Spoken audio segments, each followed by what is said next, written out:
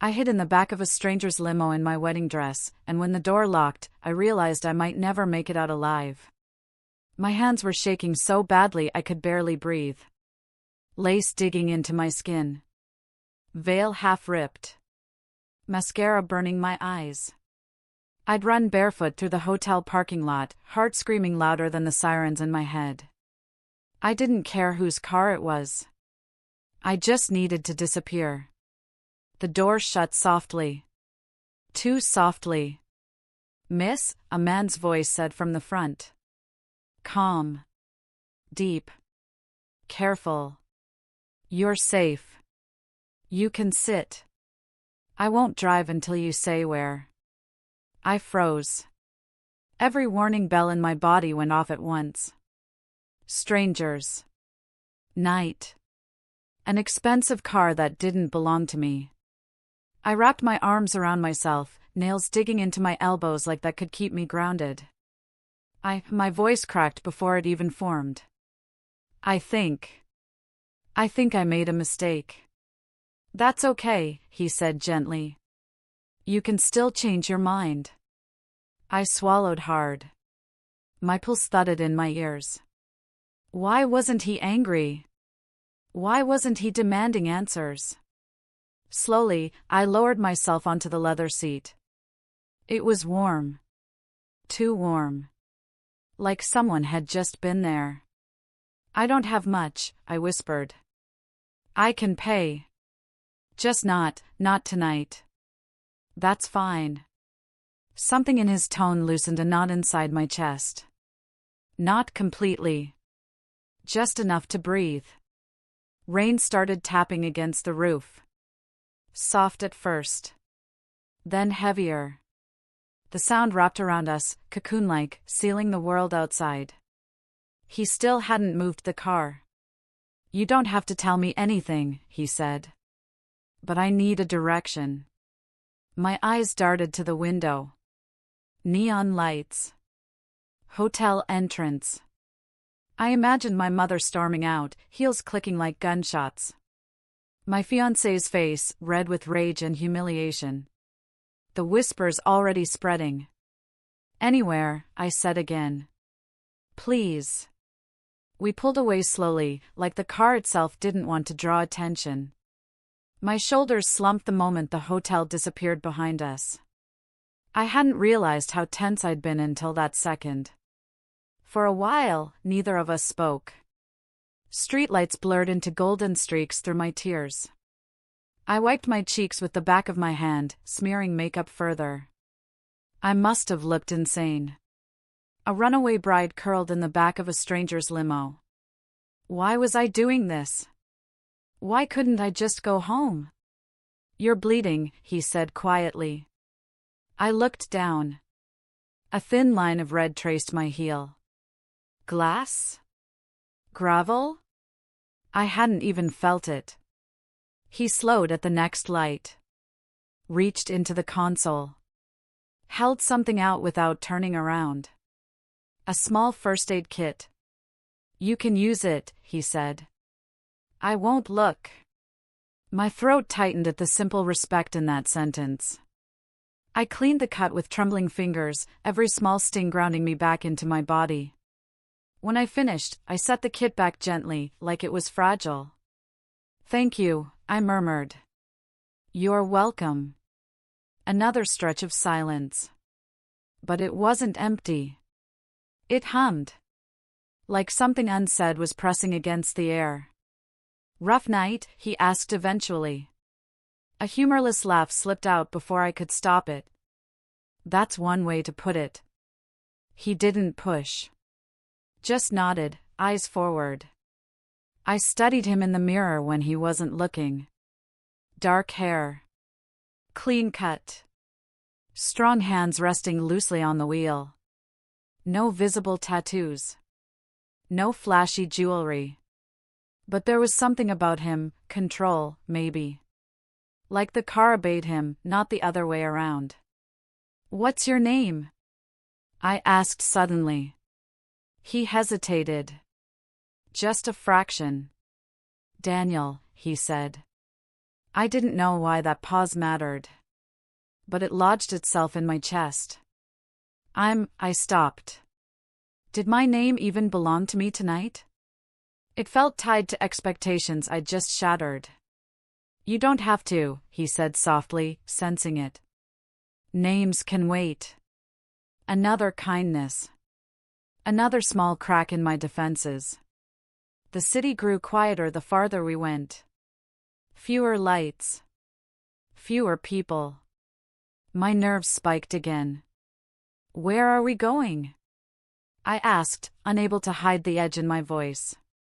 Still anywhere, he replied calmly. But if you're uncomfortable, say the word and I'll turn around. I searched his face in the mirror. Tried to find deception. Cruelty. Hunger.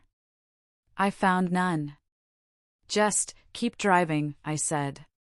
The rain thickened, drumming harder against the windows. I leaned my forehead against the glass, the coolness soothing my overheated skin. Images crashed through my mind, walking down the aisle, everyone standing, smiling. My mother's proud tears. His hand squeezing mine too tight. You're doing the right thing, I'd told myself. I wasn't. Can I ask you something? I said quietly. Yes. Do you ever feel like your life was decided before you had a chance to choose? He exhaled slowly. Every day.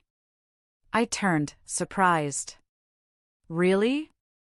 He met my eyes in the mirror this time. Something unreadable flickered there. Some paths, he said, are laid out early. You can walk them, or you can spend your life wondering what would have happened if you hadn't. My chest ached. And which did you choose? Another pause. Longer this time. I'm still walking, he said. Doesn't mean I stopped wondering. The honesty of it hit me harder than any lie would have. I hugged my knees to my chest, wedding dress bunching awkwardly. I left him at the altar. He didn't react. Didn't judge. Just listened. I couldn't breathe, I continued, words spilling now that the dam was cracked. Everyone kept saying how lucky I was. How perfect he was. And all I could think was, is this it? Is this my whole life? My voice broke. I ran, I whispered. Like a coward. You ran like someone who wanted to live, he corrected gently. Tears slid down my cheeks again. I didn't bother wiping them this time. What if I ruined everything? I asked. My family. My future. Everything I worked for. What if you saved yourself? He countered. I stared at him. The way he said it, like it wasn't a cliché. Like it was a fact. The car slowed suddenly. My heart jumped. What's wrong? He glanced at the side mirror. Then the rear view. Nothing, he said. Just taking a different route. Something about his tone shifted. Sharper. More alert. I craned my neck, trying to see behind us. Headlights. Just one car. Probably nothing. Do you get scared? I asked, trying to ground myself, letting strangers into your car? A faint smile tugged at his mouth. I'm very selective about what scares me. That should have unsettled me. Instead, it intrigued me. Have you ever had someone run from their wedding before? I asked. No, he said. But I've had people running from worse. My stomach flipped. Like what? He didn't answer right away. Took a turn. Another. Like lives they didn't choose, he said finally. The silence that followed was heavier. Charged. I suddenly became aware of how close we were. Of how his presence filled the car without him even touching me. Of how safe I felt, and how dangerous that was. Why was I trusting him? Why did his voice feel like an anchor?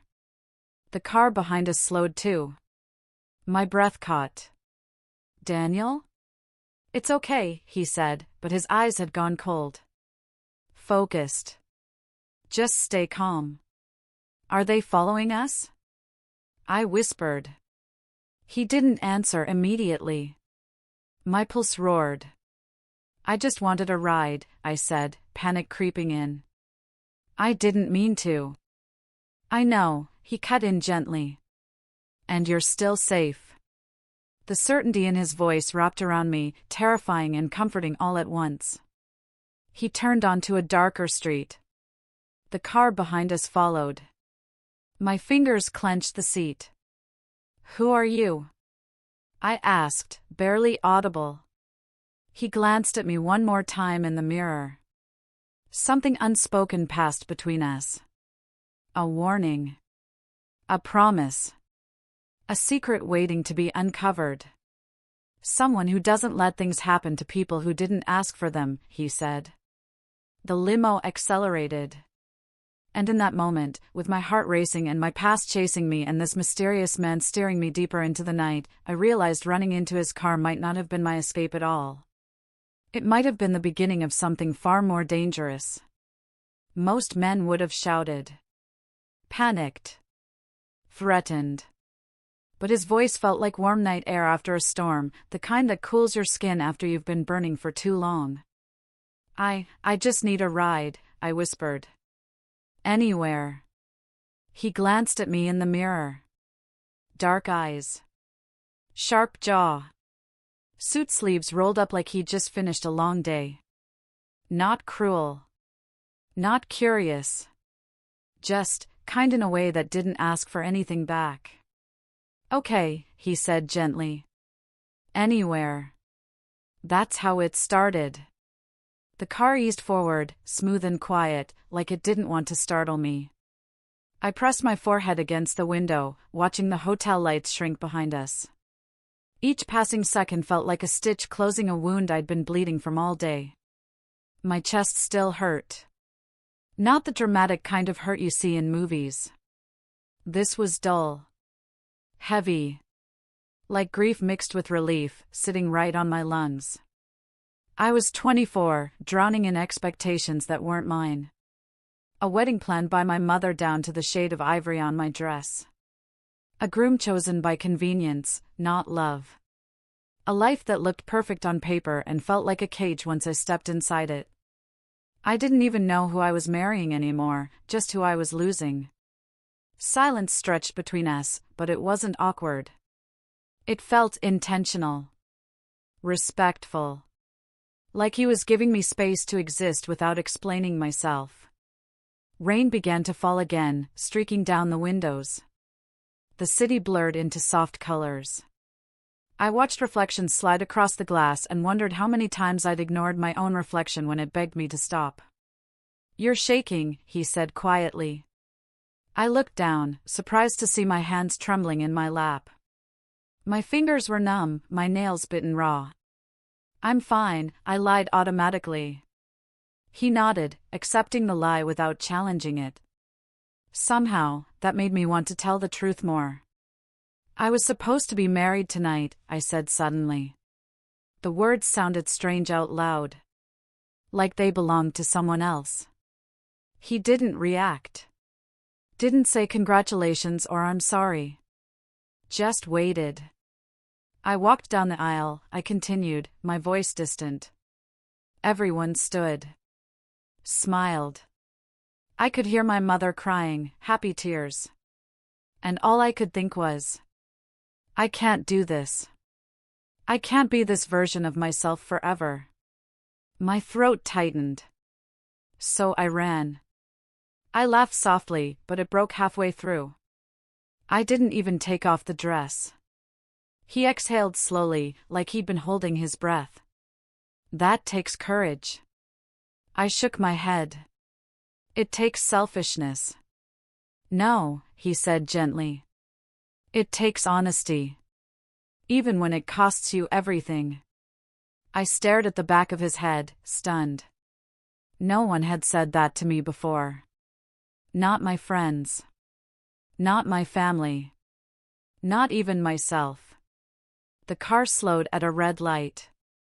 His fingers rested loosely on the wheel, steady, controlled. I noticed how calm he was, like chaos didn't rattle him the way it rattled me. "What happens now?" I asked quietly. "That's up to you," he said. "I'm just the driver." Just the driver. The words should have made him feel distant. Instead, they grounded me. We drove for a while longer. I gave him my address eventually, though I asked him to stop a few streets away. I didn't want neighbors. Questions. Pity. When the car finally pulled over, I hesitated. My hand hovered over the door handle, suddenly afraid of stepping back into my life. "Thank you," I said, my voice barely above a whisper. He met my eyes in the mirror again. Something unreadable passed through them. "You're welcome." I stepped out, the night air cool against my bare feet. The door closed softly behind me. "If you ever need a ride again," he added, almost like an afterthought, "I drive evenings." I nodded, unsure why my chest tightened at the idea. "Good night," he said. "Good night," I replied. The limo pulled away, taillights disappearing around the corner. I stood there longer than I needed to, holding my torn veil in my hands, wondering why a stranger's kindness felt heavier than all the love I'd been promised that day. I told myself it was over. A strange night. A moment of escape. I was wrong. The next evening, my apartment felt too quiet. My phone buzzed nonstop, missed calls, unread messages, my mother's name flashing like a warning sign. I turned it face down on the table and stared at the ceiling. Why did walking away feel harder now than running had? Without fully thinking it through, I opened the ride app. My thumb hovered. What am I doing? I requested a ride. When the car arrived and I slid into the back seat, my heart skipped. It was him.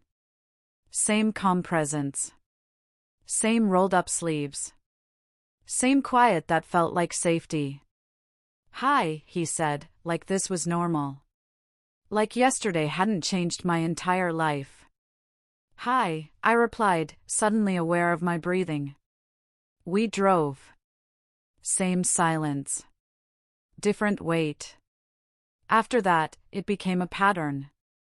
I requested rides in the evenings, after therapy appointments I hadn't told anyone about, after arguments with my mother that left me hollow, after long walks where I questioned every decision I'd ever made. He was always there. We talked more each time. Small things at first. My favorite late-night food. His least favorite music. The city streets he avoided. Sometimes we didn't talk at all. I'd just sit there, watching the lights pass, feeling less alone than I had in months. I started waiting for his voice. I started dressing a little nicer before rides, then hating myself for caring. One night, stuck in traffic, he asked, "Do you regret it?" "Running?" I asked. "Yes." I thought about it. About the dress. The looks. The certainty that wasn't mine. "No," I said finally. "I regret staying as long as I did." He nodded. "That makes sense." Another night, I asked, "Why do you drive?" He smiled faintly.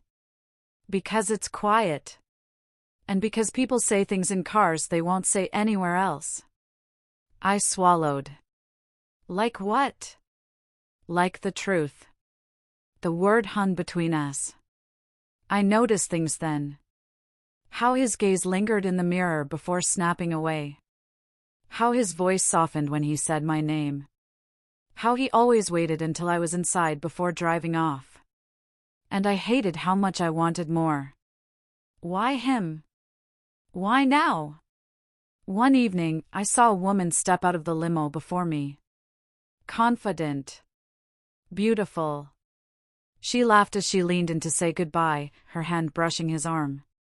Something sharp twisted in my chest. When I got in, I crossed my arms and stared out the window. "You okay?" he asked. "Fine," I said too quickly. The lie tasted bitter. We drove in silence until I couldn't take it anymore. "You have a lot of passengers," I said. "Yes." She seemed close. He glanced at me, surprised. "She's a colleague." "Oh," I said, embarrassed. Why did I care? The silence that followed was thick with everything we weren't saying. "Can I ask you something?" I said. "You already did," he replied gently. I hesitated. "What do you see when you look at me?" He didn't answer right away. The car slowed, pulling to the curb even though this wasn't my stop.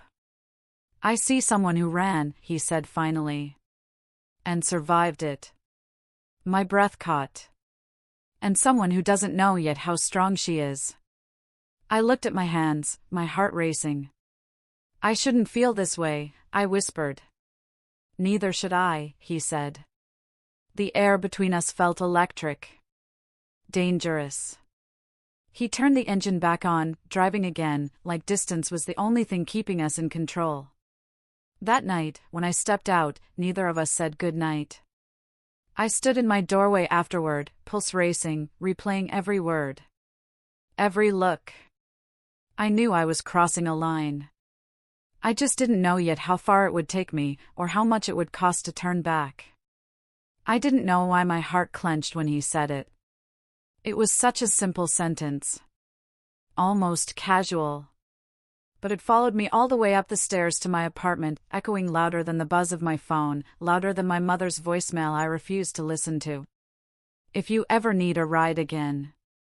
I told myself I wouldn't. I told myself that night was a fracture in my life, not a doorway. A moment, not a pattern.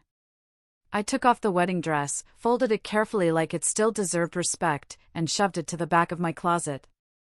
I showered until the water ran cold, until the scent of hotel perfume and panic washed off my skin. Still, when I closed my eyes, I heard his voice. Calm. Steady.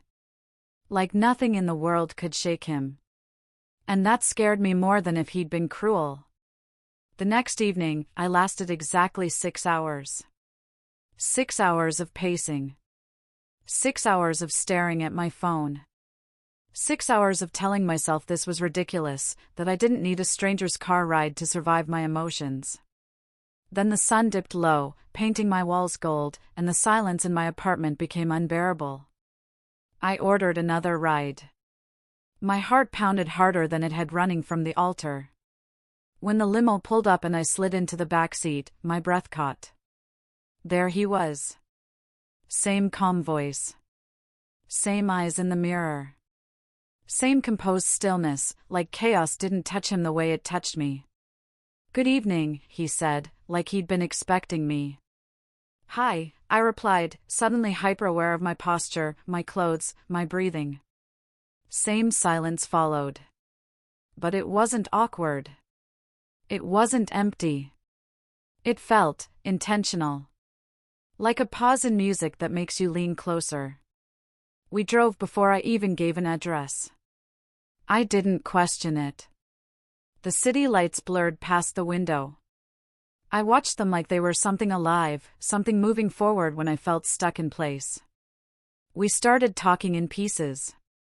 Not the big things. Not yet. Small things. The weather, how the rain never quite smelled clean in this city. The way traffic lights seemed longer at night. My favorite bakery that closed too early, the one that made almond croissants that tasted like comfort. "They sell out by noon," I said. "It's unfair." He smiled, just barely. Good things usually don't last long. The way he said it made my chest tighten. He listened like every word mattered. Not like he was waiting to respond, but like he was collecting pieces of me and placing them somewhere safe. No one had ever listened to me like that. One night, rain streaked down the windows, neon bleeding into the dark like the city was melting. The car felt smaller. Warmer. Like a secret space suspended between destinations. You don't wear rings anymore, he said quietly. The words hit me harder than expected. I looked down at my bare finger. I hadn't even realized I'd stopped touching it. I swallowed. I ran from my wedding. He didn't flinch. No raised eyebrows. No judgment. Did it hurt? He asked. Yes, I admitted. But staying would have killed me. Silence followed, thick and heavy. Not uncomfortable, dangerous. Some pain, he said slowly, is a warning. Not a punishment. I turned toward him, studying his profile. You talk like someone who's learned that the hard way. His jaw tightened. Just for a second. Maybe, he said. After that, the conversations changed. Not abruptly. Gradually. Like stepping into deeper water without realizing how far you've gone until your feet can't touch the ground. I told him about my childhood. About being the easy daughter. The one who didn't make trouble. The one who said yes because it kept the peace. He told me fragments about himself. Grew up fast. Learned control early. Preferred quiet to chaos. What do you want? I asked him one night, surprising even myself. The car slowed slightly. That's a dangerous question, he said. I laughed nervously. You don't have to answer. I know, he replied. But I will. He thought for a long moment. I want things to be honest, he said. Even when they're uncomfortable. My throat tightened. That sounds lonely. It is, he said simply. Something in me softened then. I wanted to reach forward, touch his shoulder, tell him he wasn't alone, but I stayed still, afraid of what even a small movement might ignite. I started noticing things. The way his voice changed when he said my name, lower, slower. The way he adjusted the temperature when I shivered without asking. The way he always checked the mirrors twice before stopping. And the way my body reacted to him. I hated how my pulse spiked when he looked at me. Hated how much I cared if he noticed I wore lipstick. Hated how the car felt empty on nights when someone else picked me up. Why was I like this? Why him? One evening, traffic was heavy, the city humming around us. My phone buzzed in my lap. My mother. I ignored it. Then my ex-fiancé's name appeared. I flinched. You don't have to answer, he said softly, without looking at the screen. I know, I whispered. But if I don't, it gets worse. Does it? He asked. I stared at the phone, my reflection warped in the dark glass. It always does. I declined the call. The silence afterward felt loud. Are you scared? He asked. Yes, I admitted. All the time. Of them? He asked. I shook my head. Of myself. Of what happens if I stop pretending. His fingers tightened on the wheel. Pretending keeps people alive, he said. Until it doesn't. That night, when he dropped me off, I didn't want to leave. I sat there, hand hovering over the door. Daniel? I asked. Yes. Why are you so kind to me? He looked at me then, not in the mirror. He turned fully, meeting my eyes. Because no one was kind to me when I needed it, he said. My chest ached. Good night, he added, voice softer than usual. Good night, I whispered. I watched him drive away, heart pounding, knowing something irreversible was unfolding. The next week, the rides became routine and torture. Every almost touch. Every shared silence. Every word layered with things we didn't say. One night, a man approached the car while I was inside, tapping on the window aggressively. I startled, fear flooding my chest. Before I could react, Daniel was out of the car, standing between me and the stranger. His posture changed instantly. Gone was the quiet calm. In its place, controlled menace. The man backed off after a few words I couldn't hear. When Daniel returned, he checked me over carefully. "Are you okay?" he asked. "Yes," I said, breathless. "You scared me." "I won't let anything happen to you," he said without hesitation. The certainty in his voice sent a shiver through me. That night, I couldn't sleep. I kept thinking about the way he stood in front of me. About how safe I felt, and how dangerous that feeling was. The next time I got in the car, I asked the question I'd been avoiding. "Who are you really?" He stiffened. "Someone you shouldn't get close to," he said. My heart sank. "Is that your way of pushing me away?" "It's my way of protecting you," he replied. "From what?"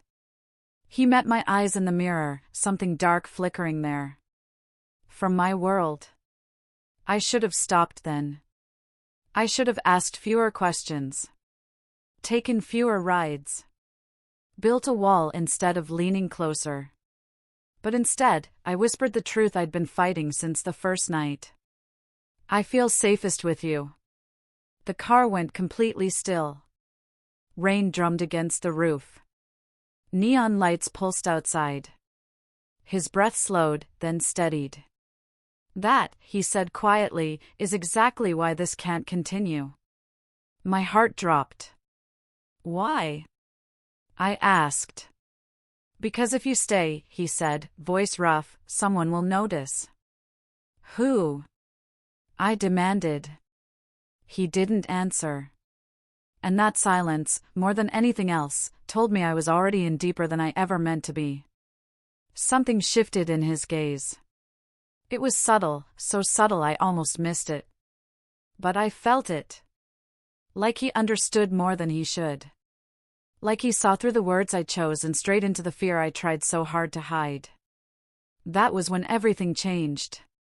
I started requesting his ride every evening. At first, I told myself it was convenience. He was always nearby. Always on time. The car was clean. The drive was smooth. It made sense. Then I told myself it was comfort. The way the limo felt like a cocoon after long days of pretending I was fine. The way his presence steadied my breathing without him doing anything at all. Then I told myself it was habit. But my body knew the truth long before my mind was brave enough to admit it. I waited for his voice. Not just for the ride, but for him. For the calm good evening that wrapped around me like a familiar song. For the way he never rushed me when I got in, like he understood that stepping into the car was sometimes the hardest part of my day. I waited for the way he slowed the car when I went quiet. Like he could feel my thoughts speeding up and instinctively tried to slow the world around me. I waited for how he remembered things I'd said only once, how I hated silence only when it felt lonely, how loud places made my chest tighten, how I liked the city best right before midnight when it felt like everyone else was asleep and I could finally exhale. I hated how much I noticed. Sometimes our hands brushed when I passed him cash. It was never intentional. Never obvious. Just a brief, accidental touch. But electricity shot straight to my chest every single time. I'd pull my hand back too quickly. He'd clear his throat. And the air between us would crackle with everything we refused to name. Why was I like this? Why him, of all people? I tried to stop it. I really did. One evening, I forced myself to take a different car. The driver talked too much. Asked too many questions. Turned the radio up too loud. By the time I got home, my chest felt tight and restless. I stood in my kitchen afterward, staring at my phone, fighting the urge. This is ridiculous, I told myself. He's just a driver.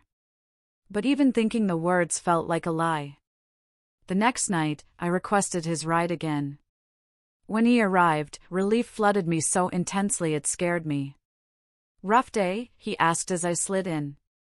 "You have no idea," I replied, my voice softer than I intended. He nodded, like he understood exactly what I meant. We drove in silence for a while. The comfortable kind. The kind that didn't demand anything from me. But my thoughts were loud. I wondered if he noticed how my knees angled toward the front seat now. How I leaned forward slightly when he spoke. How my breath changed when he said my name. I wondered if he felt it too, or if this was something unbalanced, something dangerous I was building alone. One night, traffic stalled under a bridge. Red brake lights glowed like embers ahead of us. Rain pattered softly on the roof. "Do you ever regret things?" I asked suddenly. He glanced at me in the mirror. "Like what?" "Like choices you can't undo." He thought for a moment. "I regret the reasons I made some of them," he said. "Not the choices themselves." I frowned. "How does that work?" "Sometimes you choose survival," he said quietly. "Even if it costs you later." The words settled deep in my chest. I wondered what he'd survived. I wondered what he'd lost. The more I wondered, the closer I felt to him. And the closer I felt, the more afraid I became. Because this wasn't innocent anymore. It showed in the way my stomach flipped when I saw him laughing with someone else outside the car. In the way jealousy crept in before logic could stop it. One evening, I noticed a faint bruise on his knuckles. "What happened to your hand?" I asked. His fingers curled slightly around the steering wheel. "Work." "That doesn't look like work," I said gently. He met my eyes in the mirror. Held them a second too long. "Some jobs aren't gentle," he replied. A shiver traced my spine. That night, I dreamed about him. About his voice close to my ear. About his hands warm and steady. About being held without expectations. I woke up angry at myself. What if loving him ruins everything? What if this is just another escape? The next day, my mother cornered me in a cafe. "You're being selfish," she hissed, her smile tight for anyone watching. "Do you know how humiliating this has been for us?" "For us." I nodded. Apologized. Again. But inside, something hardened. That evening, when I slid into the limo, I didn't trust myself to speak. "You don't have to say anything," he said softly. I laughed bitterly. Everyone keeps saying that. And somehow, they still expect me to explain myself. His jaw tightened. "You don't owe anyone a version of yourself that hurts you." The words landed like a confession. I looked at him then, not just as the calm man behind the wheel, but as someone who carried his own quiet battles. "Who tells you that?" I asked. "No one," he said. "I learned it alone." Something in me cracked open. The rides became longer after that. Not in distance, but in feeling. We talked about fear. About control. About the pressure to be what other people need.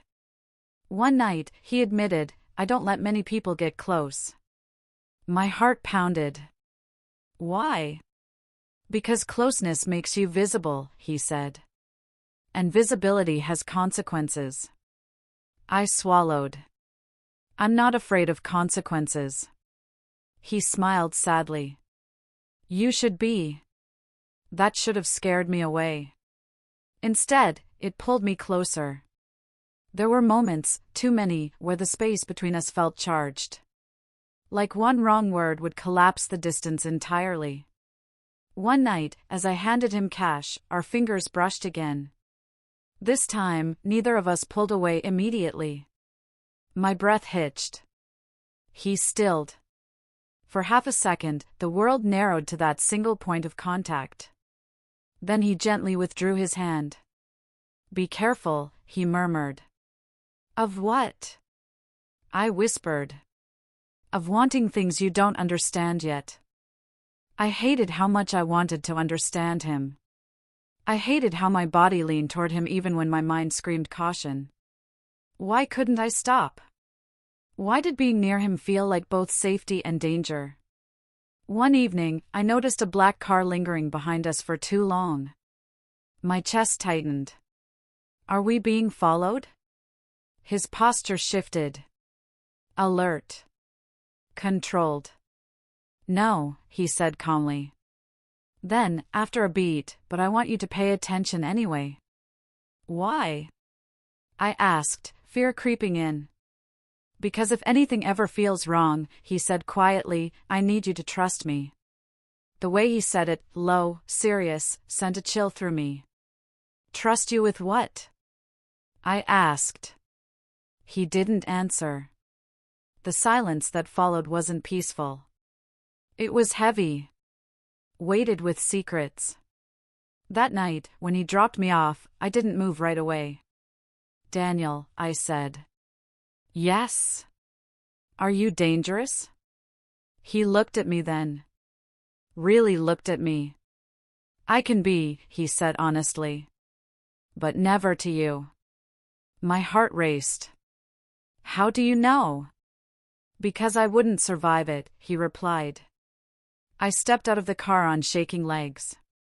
As the limo pulled away, I realized something terrifying. I wasn't just waiting for his rides anymore. I was waiting for him. And whatever this was between us, it wasn't slowing down. It was tightening. Pulling. Building toward something I wasn't sure I was ready to face, but no longer strong enough to run from. One night, jealousy crept in without permission. It hit me so suddenly I almost didn't recognize it for what it was. I'd requested the ride like always, my heart already anticipating the familiar calm, the quiet safety. But when the limo pulled up, the back door didn't open right away. I paused. Through the tinted glass, I saw her. She was sitting in the front seat. Beautiful in an effortless way, long hair falling perfectly over one shoulder, laughter spilling from her lips like she had nothing to hide. Confident. Comfortable. Her body angled toward him like the space already belonged to her. Then she touched his shoulder. Not casually. Not accidentally. Like she belonged there. My chest burned so sharply it stole my breath. Why does this hurt? Why do I care? I stood there longer than necessary, my hand frozen inches from the door handle, watching something I had no right to feel threatened by. Finally, she stepped out. Still smiling. Still glowing. She leaned down to say something to him I couldn't hear. He smiled back, small, polite, controlled, but it was enough. Something ugly twisted in my stomach. When I slid into the back seat, the air felt different. Tighter. Like I was intruding on a moment I wasn't meant to see. I folded my arms across my chest. Quiet. Closed off. Staring out the window even though the city lights suddenly felt too bright. You okay? He asked gently, pulling away from the curb. Fine, I said. The lie tasted bitter. He drove for half a block. Then he slowed. Stopped. Put the car in park. The sudden stillness made my pulse jump. He turned just enough to look at me, not through the mirror this time. Direct. Intent. You don't sound fine, he said. I hated how seen I felt. I hated how easily he stripped away the mask I wore so carefully for everyone else. I shouldn't care, I whispered, the words slipping out before I could stop them. My fingers clenched into the fabric of my coat.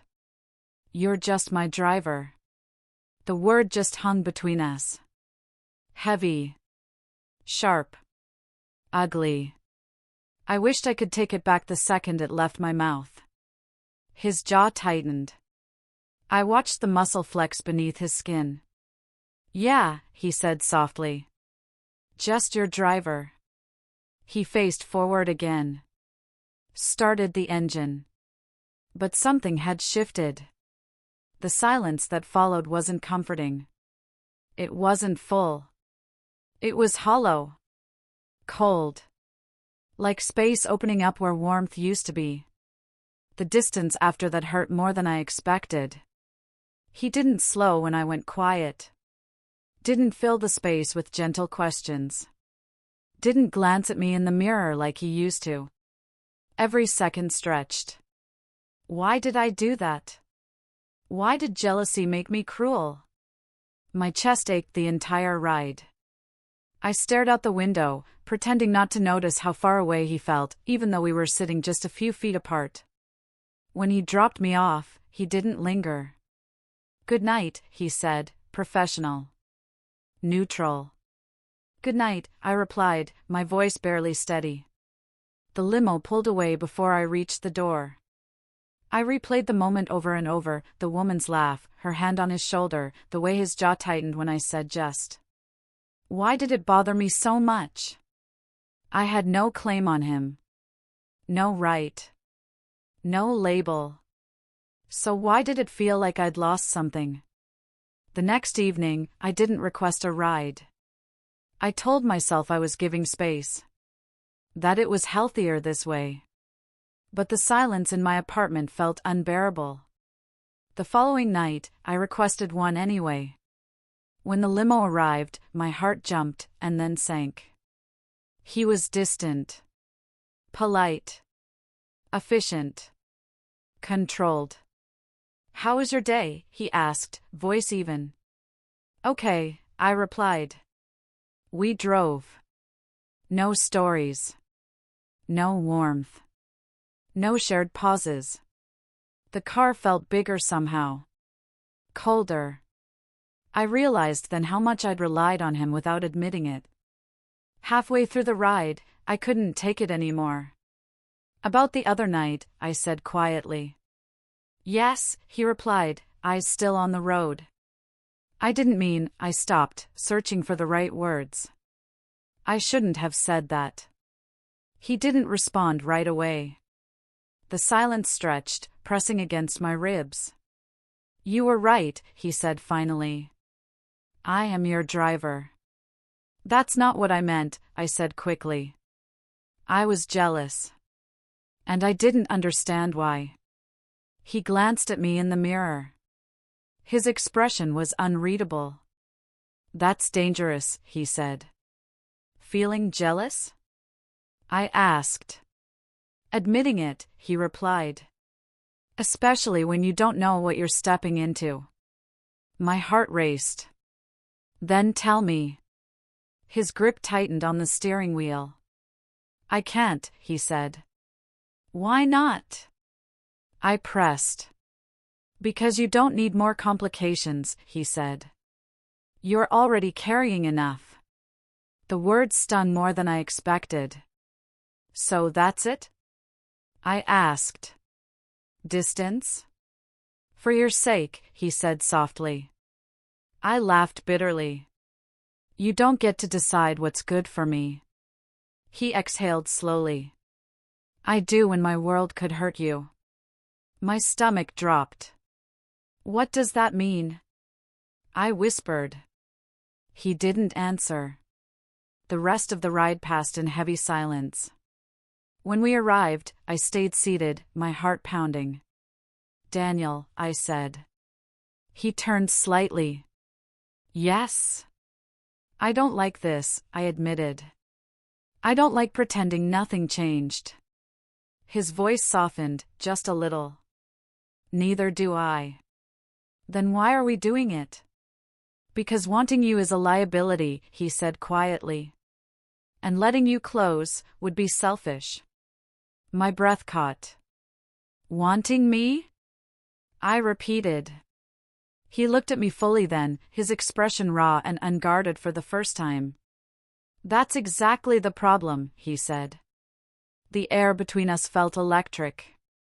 Fragile. Like one wrong word would shatter everything. I stepped out of the car on shaking legs. That night, I cried not because I'd lost him, but because I finally understood the truth. This wasn't a crush. This wasn't convenience. This was something dangerous.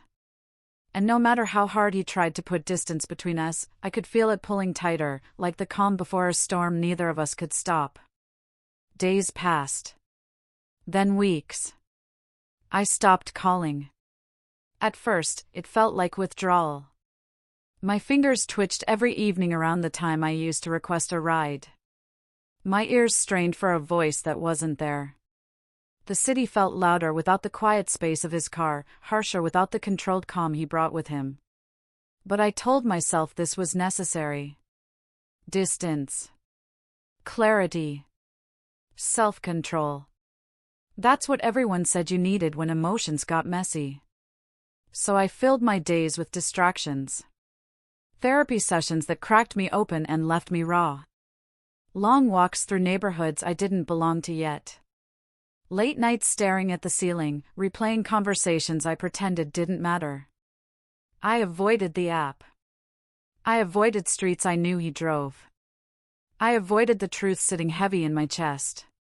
And for a while, it almost worked. Until one night, the past came knocking. It was late.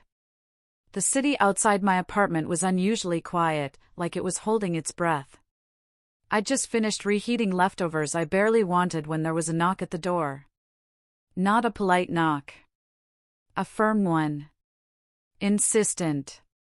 My stomach tightened. I already knew before I opened it. My mother stood there, perfectly composed, her coat immaculate. Beside her, my ex-fiancé. Jaw tight. Eyes cold. And behind them, two men in suits holding briefcases like weapons. Lawyers. The air shifted the moment I stepped back to let them in. "We need to talk," my mother said, already moving past me like this was still her house. "No," I replied instinctively. "You don't." She turned, eyes sharp. "You don't get to decide that." The lawyers sat. Papers spread across my table. Contracts. Agreements. Non-disclosure clauses. Apologies written in legal language. Control tightening around my throat again. "You embarrassed us," my ex-fiancé said quietly. "There are consequences." My hands started shaking. "This isn't about love," my mother added smoothly. "It's about responsibility." The room felt too small. The walls pressed closer. I couldn't breathe. "We can fix this," one of the lawyers said. "But you need to cooperate." Cooperate. The word echoed like a cage snapping shut. I backed away slowly. My vision blurred. My heartbeat roared. "No," I whispered. Then louder. "No." My mother sighed, like I was a child throwing a tantrum. "You're being dramatic." That was it. Something in me snapped clean in half. I ran. I didn't grab my coat. Didn't take my phone charger. Didn't even lock the door behind me. I bolted down the stairs, heart pounding so hard it hurt, lungs burning with every breath. I burst onto the street, the cold air slapping my skin. My hands shook as I pulled out my phone. I didn't even look at the app. I just tapped request. "Please," I thought. "Please." The limo pulled up instantly. Like it had been waiting. The door opened, warm light spilling onto the pavement. I climbed in, breath coming in sharp, broken gasps. When I got in, my voice shattered completely. "Please don't ask." He looked at me, concern flashing across his face, but he nodded. "I won't," he said. Then, after a beat, his voice changed. Lower. Serious. "But I'm not taking you home." Fear spiked instantly. "What?" I whispered. The door closed. The locks clicked. He pulled away from the curb, faster than usual. The city lights streaked past, blurring into lines of white and red. "Why are you doing this?" I demanded, panic clawing at my throat. "Stop the car." "I can't," he said calmly. Too calmly. "Daniel." "Because someone followed you," he interrupted. "And because I can't pretend anymore." My blood ran cold. "Followed me?" I twisted in my seat, peering through the rear window. Headlights. Close. Too close. The car behind us matched our turns. My heartbeat pounded so hard I thought I might pass out. "Who are they?" I whispered. He didn't answer. Instead, he accelerated. The city blurred. Horns sounded. Tires hissed against wet asphalt. My hands gripped the seat as the limo weaved through traffic with practiced precision. "You're scaring me," I said, my voice trembling. "I know," he replied softly. "But trust me." Trust. That word again. The car suddenly veered off the main road, down a ramp I'd never noticed before. Concrete walls closed in around us. The air changed, cooler, heavier. An underground garage. The limo slowed, then stopped. Black SUVs lined the space like silent sentinels. Men stood near them. Armed. Alert. Watching. My stomach dropped straight through the floor. "What is this place?" I whispered. He put the car in park. Turned off the engine. For a moment, neither of us moved. Then he stepped out. The sound of his shoes against concrete echoed too loudly. He walked around and opened my door himself. "I lied to you," he said. My chest cracked open. "I knew it," I whispered, tears blurring my vision. "I knew there was something." "I'm not just a driver," he continued. I stared up at him, my body frozen between fear and something dangerously close to relief. "What are you?" I asked. He hesitated. Just a second. Long enough to tell me the truth wasn't simple. "Someone with enemies," he said finally. "And responsibilities you were never supposed to touch." My pulse roared in my ears. "So every ride," I said shakily. "Every conversation." "Was real," he said firmly. "Even if the context wasn't." Men approached, stopping a few feet away. Respectful. Waiting for his signal. I noticed it then. The way they looked at him. Not like a driver. Like a leader. Like someone who didn't need to raise his voice to be obeyed. "I need you to stay calm," he said gently, extending a hand toward me. "Nothing is going to happen to you here." Here. The word echoed ominously. "What if I don't want to be here?" I asked, my voice barely holding together. He met my eyes. Something rough flickered across his face, fear, guilt, resolve. "I know," he said quietly. "And that's why this hurts." Hurts. My breath caught. "You said you wouldn't pretend anymore," I whispered. "What does that mean?" He didn't answer right away. Instead, he helped me out of the car, his hand steady on my elbow. The warmth of his touch sent a shock through me, grounding me even as everything else spiraled. We walked deeper into the garage. The echo of our footsteps felt final, like doors closing behind me one by one. "I should never have let you get close," he said. But I couldn't stop. My chest tightened painfully. "You think this is close?" I demanded. "You brought me into whatever this is." He stopped walking. Turned to face me fully. "I brought you here to keep you alive," he said. The words hit harder than any threat. "From who?" I asked. He glanced toward the entrance we'd come through. Toward the night above. From the people who don't like losing control, he said. My mother's face flashed in my mind. My ex-fiancé's cold smile. The lawyer's papers. And now? I asked. What happens now? His jaw tightened. Now, he said softly, you learn why running into my car was never just an accident. The garage lights hummed overhead. And in that moment, with my past closing in behind me and his secrets unfolding in front of me, I realized something terrifying. I hadn't escaped danger at all. I'd driven straight into it. The garage lights cut his face fully now. Not softened by shadow. Not blurred by distance. Fully. Power sat naturally in his posture. Authority in his stillness. Not loud. Not performative. The kind that didn't need to announce itself because the world already responded to it. Everything about him made sense all at once, and terrified me for the same reason. I own the car, he continued, voice steady, controlled. And everything in this building. The words landed like a gunshot in my chest. The Mafia boss. The dangerous man my mother warned me about in hushed tones and fearful glances. The name she never spoke out loud, like saying it would invite ruin.